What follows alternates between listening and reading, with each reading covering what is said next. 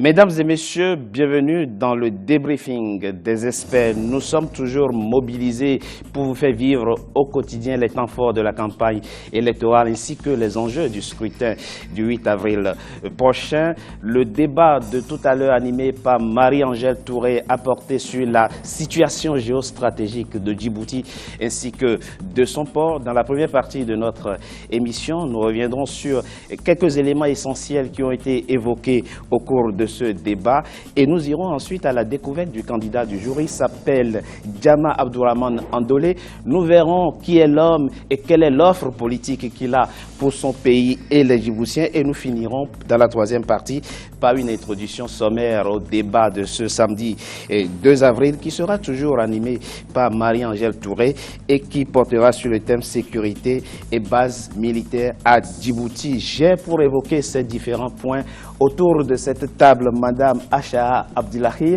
Vous êtes doyenne de l'Institut tertiaire de Djibouti. Vous êtes spécialiste, maître de conférence et spécialiste du transport logistique et maritime. Bienvenue, merci d'avoir accepté notre invitation. Monsieur Idriss Okiewes, vous êtes économiste, vous, et chercheur à l'Université de Djibouti. Et merci d'avoir accepté notre invitation. Je vous remercie de m'avoir invité sur ce plateau. Et Monsieur Soubey Youssouf Ahmed, vous êtes journaliste, vous, directeur de l'hebdomadaire Le Renard. Merci à vous d'avoir accepté notre invitation. Je vous remercie. Alors, je le disais, nous l'avons vu tous, le débat animé par Marie-Angèle Touré a porté sur la position géostratégique de votre pays, de Djibouti et de son port. Est-ce que vous pensez que votre pays tire suffisamment profit de cette position géostratégique, Monsieur Idriss? Oui, avant de répondre à cette question, je voudrais d'abord dire que la République de Djibouti est un pays qui est dépourvu de toute richesse naturelle, c'est-à-dire qu'il y a quelques ressources rares comme le sel de la Cassale ou bien les calcaires aussi du pays, mais c'est un pays qui est dépourvu de toute richesse naturelle. Donc le seul atout que ce pays a, c'est sa position géostratégique. Il faut savoir que Djibouti se situe au carrefour des 3 continents, l'Asie, l'Europe et l'Afrique. C'est un point très stratégique. Et Djibouti aussi a ses côtes avec la mer Rouge, qui est une mer très riche en ressources halieutiques. Et très fréquentée. Et très fréquentée aussi. Je rappelle les chiffres, il y a à peu près 20 000 navires qui traversent ces côtes. Donc c'est un point très stratégique. Et sur la question, est-ce que Djibouti tire suffisamment profit de cette position géostratégique? Je dirais d'abord que le gouvernement djiboutien a mis les points a mis sa force sur le développement des activités portières. Il faut savoir que les activités portières occupent à peu près plus de 80% du PIB djiboutien. Oui. Donc le gouvernement a d'abord développé ces activités portières, c'est pour tirer profit de ces stratégies. Donc la position géostratégique de Djibouti, pour Djibouti offre, je dirais qu'elle offre des opportunités, une opportunité structurelle et une opportunité conjoncturelle. Quand je parle de conjoncturelle, il y a récemment la montée de la piraterie maritime qui a donné à Djibouti que des grandes bases militaires s'installent à Djibouti et elle a tiré profit en louant ces bases militaires. Nous reviendrons effectivement sur cet aspect-là, voilà. Sur cet aspect structurel dont vous parlez. Voilà, ça c'est l'aspect conjoncturel. D'accord, conjoncturel, oui. Mais l'aspect structurel, c'est que je dirais qu'actuellement, Djibouti n'en profite pas assez de sa position géostratégique. Il y a d'abord les activités portières qui sont développées récemment depuis l'investiture du président actuel. Donc ces activités, les ports sont en train de se développer actuellement. On a maintenant, si je me rappelle, il n'y a que des grands ports qui sont opérationnels. Il y a les ports des marchandises, il y a les ports pétroliers à Doralé.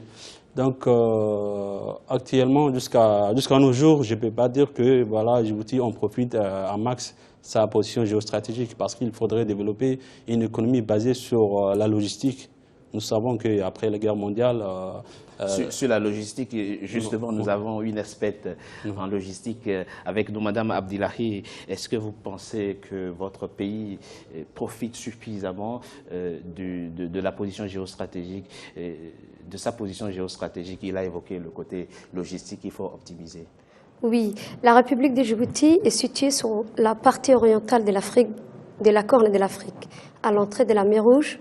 Son économie est caractérisée par une forte dépendance par les activités des services, en grande partie les transports et les télécommunications. Donc, le pays compte beaucoup, surtout sur les transports. Depuis 2000, de profondes réformes ont fait l'objet des grandes entreprises publiques, dont les entreprises Quel type de réforme? portuaires. Je vais revenir des réformes dans le cadre du partenariat public-privé. Donc, nous avons un port de Djibouti SA qui était le PAID, qui était la porte d'entrée de l'Éthiopie. L'Éthiopie est le seul pays parmi 15 pays sans littoral de l'Afrique qui utilise une seule porte maritime, Djibouti. Effectivement, Djibouti reste encore dominante sur ce marché des trafics de transit. Ensuite, nous avons développé parce que le commerce international, la mondialisation nous a permis donc d'aller de l'avant et de répondre à ces demandes. D'où la création d'un terminal à conteneurs ultramoderne, le DCT, Dorala Container Terminal. À travers ces infrastructures... À propos justement de l'accès à ce port pour l'Éthiopie, le participant au débat de tout à l'heure qui s'appelle Chidrom Abbas et qui représentait le candidat Elmi Haïre dénonçait justement la mainmise de l'Éthiopie sur les activités portuaires à Djibouti. Qu'est-ce que vous répondez à cela? L'Éthiopie est un pays enclavé, situé dans l'arrière-pays proche. Oui. Le seul pays sur 15 pays africains qui n'a qu'une seule porte d'entrée. Bien entendu, Djibouti devient sa porte d'entrée principale maritime. Oui. Cette demande... Mais dans quelle proportion ce pays exploite-t-il aujourd'hui le port de Djibouti? C'est ça la question, puisqu'il y a effectivement beaucoup de Djiboutiens qui pensent que Djibouti donne un peu trop de privilèges à son voisin éthiopien, au détriment, bien entendu, des Djiboutiens. Qu'est-ce que vous répondez à ça? C'est ce que vous pensez? Je rejoins cet avis-là parce que récemment, il y avait eu, je dirais, une grève informelle des transitaires djiboutiens qui n'étaient pas d'accord sur le fait que, voilà quoi, les transitaires éthiopiens imposaient leurs prix. Donc, c'est vrai. C'est vrai que l'Éthiopie est enclavée. Je rejoins l'avis de ma collègue Madame Aïcha. C'est vrai que l'Éthiopie est un pays enclavé, que Djibouti est sa seule porte sur la Méditerranée, sur l'océan Indien.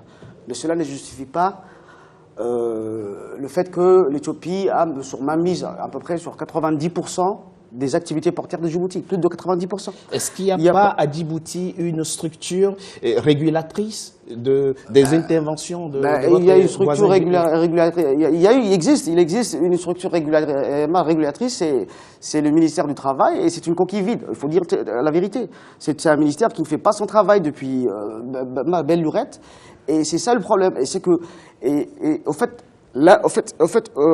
l'Éthiopie est un partenaire privilégié de Djibouti. Ça, c'est une réalité. Oui. Qu'on ne peut la pas géographie nier. l'impose. La géographie l'impose et nous sommes obligés de faire commerce avec eux. Mais vous pensez que votre pays donne un peu trop de privilèges à ce voisin? Je pense que nos autorités donnent trop de privilèges à l'Éthiopie, de peur que, voilà quoi, ils pensent que, même les Djiboutiens se disent que, voilà quoi, si à Djibouti, par exemple, il y a une certaine idée de, voilà quoi, il y a une certaine phobie d'annexion de l'Éthiopie par Djibouti en raison de son port. Du coup, voilà, il y a cette phobie-là qui existe au sein des esprits djiboutiens, et bon, je ne sais pas justifier, mais tout de même, il faudrait bien que les Djiboutiens se voient concernés par leur port. Se voient réappropriés par leur port. Et c'est ça. Et cette phobie-là... Mais est-ce que ce n'est pas comme ça une idée qui est dans l'imaginaire des gens? Est-ce que la réalité concrète du terrain, effectivement, confirme cette phobie à laquelle la vous faites réalité allusion? du concret, la réalité du terrain aussi n'infirme pas. Ah bon? Bah oui. Oui. Moi, je oui, monsieur, ok, ouais. Ce qui manque, c'est qu'il n'y a pas de politique d'accompagnement. C'est-à-dire que les ports se sont développés. Il n'y a pas de contrôle. Non, je ne parle pas de contrôle, mais les ports se sont développés, il y a la croissance, mais il n'y a pas de politique d'accompagnement qui vont canaliser cette croissance, cette recherche créée vers la population djiboutienne. C'est-à-dire qu'il faut aider les commerçants djiboutiens, il faut aider la population djiboutienne, il faut créer d'emplois, plus d'emplois pour que cette richesse créée soit canalisée vers la population djiboutienne. Imaginez-vous la personne qui habite dans le rural à Djibouti, qui est touché par la famine et la pauvreté, et vous lui parlez qu'il y a un port qui est construit ou bien qu'il y a une forte croissance, il ne va pas comprendre. Parce qu'il n'y a pas de politique d'accompagnement. Il y a d'autres ports qui sont en train de construction. D'ailleurs, M. Abbas dénonçait d'ailleurs des ports fantômes. Il a fait justement allusion au port de Tadjoura qui existerait seulement sur une Ça maquette. reste des projets. C'est un projet, ça reste encore à l'étape de projet. Oui. Ça reste à l'étape de Oui, projet. Madame Abdillahi. Oui, moi, je vais revenir sur l'idée que l'Éthiopie tire beaucoup d'avantages sur l'utilisation du port de Djibouti. C'est dans la tête des citoyens. C'est une vue d'esprit. C'est une vue d'esprit, c'est une perception subjective. Donc l'Éthiopie est un client captif. C'est notre seul client et c'est son seul port.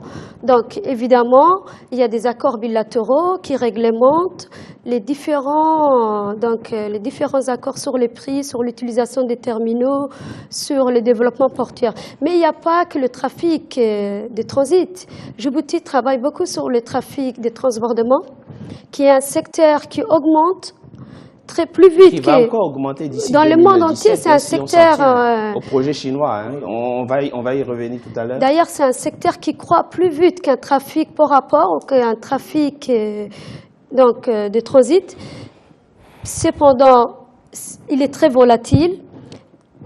Il n'est pas plus rentable que l'activité des transits, mais c'est un secteur où il faut saisir son opportunité parce que tous les ports du monde se concurrencent pour l'activité des transbordements.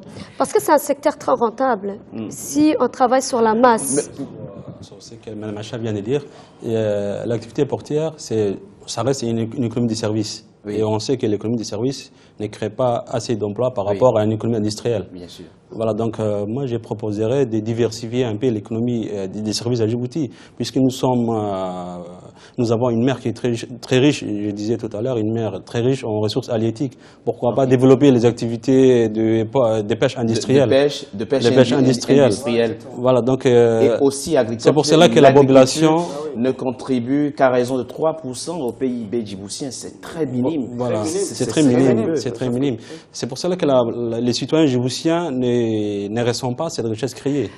Monsieur Omar Hadi, qui représentait dans le débat précédent le président ou le candidat Ismaël Omar Guelleh, disait que d'ici le premier trimestre 2017, 5000 emplois seront créés à partir justement des ports en construction, mais aussi de l'actuel port qui fonctionne. Une promesse à laquelle vous croyez? Je pense qu'il peut y avoir plus de 5000.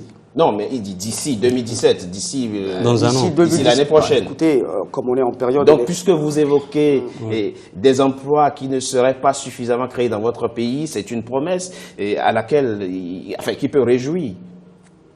Puisque les ports de Doralé a été déjà créés, à l'époque, on promettait qu'il va recruter assez de Djiboutiens. Mais moi, je suis toujours sur l'idée de dire que voilà, l'économie des services ne crée pas trop d'emplois par rapport à une économie industrielle. Donc, Madame Abdillahi, vous êtes maître de conférence. Alors, dites-nous, qu'est-ce que votre pays doit faire prioritairement pour diversifier son économie? Quels sont les leviers prioritaires qu'il doit saisir pour diversifier son économie? D'accord. En termes de transport logistique, les activités portuaires, effectivement, sont des activités à haute intensité capitalistique. Le grue, tout ça coûte très cher. Donc, effectivement, ça ne crée pas beaucoup d'emplois, mais il y a des alternatives à développer, des stratégies à améliorer. Lesquelles? Le fait d'améliorer les activités logistiques dans les périmètres portuaires. Donc, je reviens tout à l'heure, il y a plusieurs activités. L'activité des transits, qui est captive chez nous, on est toujours dominant. Ensuite, l'activité des transbordements qu'il faut améliorer, mais ce n'est pas garanti dans le long terme, dans une vie durable. Dans ces cas-là, il faut capter les marchandises de l'arrière-pays plus loin au-delà de l'utopie et ajouter de la valeur, donc apporter de la valeur ajoutée à travers la création des infrastructures logistiques, d'où le rôle des zones franches. Donc, quand j'ai dit apporter de la valeur ajoutée, c'est commencer d'abord par une industrialisation Mais là, minière. on reste toujours dans le domaine maritime Dans le et des domaine transports. maritime et transport. Mais est-ce qu'il n'y a pas d'autres espaces, d'autres horizons à explorer pour diversifier votre économie? Oui, Je reviens, vous êtes économiste. Alors, quelles sont, selon vous, les pistes que Djibouti doit saisir dans l'immédiat pour effectivement réussir à diversifier son économie, comme le souhaitent d'ailleurs beaucoup de Djiboutiens? Oui. Aujourd'hui, tout le monde est unanime sur une question, c'est que exactement. le pays ne peut plus continuer de vivre par rapport, enfin, sur les revenus portugais. Donc, il faut diversifier. Mais par quel chemin faut-il passer pour diversifier significativement l'économie? C'est ça la question aujourd'hui. Tout au début, vous êtes économiste, vous êtes chercheur à l'université de Djibouti. Vous y avez déjà réfléchi sans doute? Oui, bien sûr. Tout au début, je disais que les pays ne disposent pas assez de richesses naturelles. Il n'y a que le sel au lac Assal et les calcaires dans le sud du pays. Mais ce qu'on n'en profite pas, c'est la position géostratégique. Je disais qu'il y a la mer Rouge, que tout le monde connaît. C'est une mer qui est très riche en ressources halieutiques. D'accord, oui, Et ça, donc, vous allez évoquer la pêche. Voilà, il faut la pêche. La pêche, vous avez même parlé de pêche industrielle. Premièrement, développer une activité de pêche industrielle. Et deuxièmement, il y a le tourisme. Djibouti est un beau pays qui dispose des montagnes et les sous-marines, qui est très riche en ressources. Donc, il faut développer aussi le tourisme. Oui. Le tourisme n'est pas bien développé à Djibouti. Il faut développer le tourisme et la pêche industrielle. C'est les deux points que j'insisterai pour diversifier l'économie djiboutienne. Je pense que, pour moi, les experts l'ont dit, je pense que la priorité serait de lutter contre le secteur informel. Parce que vous savez, il y a tant de milliers... Lutter contre le secteur informel. Il y a tant de milliers... C'est-à-dire sortir les gens de l'informel. De l'informel. Il y a tant de milliers d'emplois qui existent aujourd'hui, mais qui sont considérés... qui sont pas considérés. Quand vous dites emploi, c'est dans quel domaine? Je vous dis, par exemple, le vendeur de boutiquier. Qu'est-ce qu'il Le monsieur qui vend une boutique.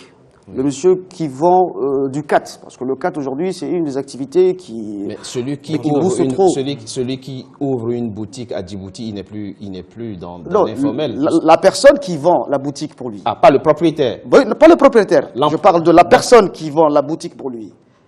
Oui, mais il n'est pas déclaré. Il n'est pas déclaré. D'accord. Devrait être déclaré. D'accord. Et je parle aussi, par exemple, du chauffeur de bus, par exemple. La personne qui a un bus, le propriétaire. Il y a un bus, il y a un chauffeur de bus qui travaille pour lui et en même temps un portier.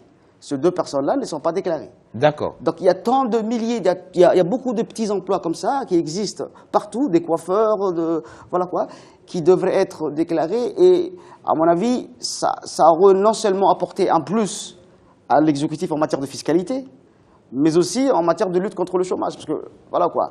Parce que vous pensez que quand on dit 40% de chômeurs, il y a des gens qui ne sont pas au chômage, qui sont en activité dans l'informel et qui sont quand même considérés comme chômeurs. Déjà 40%, je pense pas, le chiffre, vous pensez qu'il y en a plus? Il y en a plus, c'est pas 40%. Il y a plus? Il y en a plus. Mais ce sont les chiffres jusqu'à 60%, je suis sûr. Je ne suis pas sûr, mais je pense, hein. Ah non, mais voilà. sur ces questions, il ne faut pas penser, il faut se fier aux données statistiques. On est des économistes avec nous. Mais sinon, si on peut réguler, parmi ce chiffre, même ce pourcentage de chômage qui est déclaré, existe des gens qui travaillent, qui gagnent leur vie quotidiennement, voilà quoi, mais qui sont considérés comme des chômeurs. Et tout ça est un manque à gagner. Je dirais qu'il y a un paradoxe en fait dans l'économie djiboutienne. D'un côté, il y a la croissance qui est très forte. Là, on parlait des 6%. Depuis l'année dernière. Et de l'autre côté, il y a le chômage et la pauvreté qui augmentent. C'est un paradoxe. Donc, effectivement, les prévisions de croissance font état de ce que entre 2016 et 2017, il y aura 7% de croissance économique. Voilà. Effectivement. Voilà.